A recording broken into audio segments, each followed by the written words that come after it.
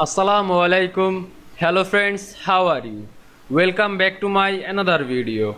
In this video, I am going to show you how to start new numbered list in Google Docs. Let's get started. At first, you have to open your Chrome browser. Then open your Google Docs apps, then create your document or open your existing document. Now you can see here are my document. Now I start new numbered list in this document.